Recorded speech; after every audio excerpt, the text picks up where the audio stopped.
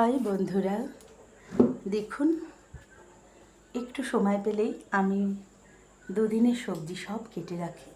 দেখুন বাড়ির গাছে আম, এই আম কাটা হয়ে গেছে এক ঝুড়ি।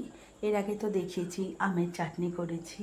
এই এক ঝুড়ি আম দিয়েও জেলি করা হবে আর কিছুটা আম তেল করা হবে শুকিয়ে।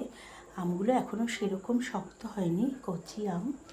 এখানে রয়েছে আমাদের ওই বাড়ির বিচি কলা গাছের কলা, কেটে নেওয়া হয়েছে। এখানে রয়েছে থোড়, কিন্তু থোড়টা খুব শক্ত হয়েছে।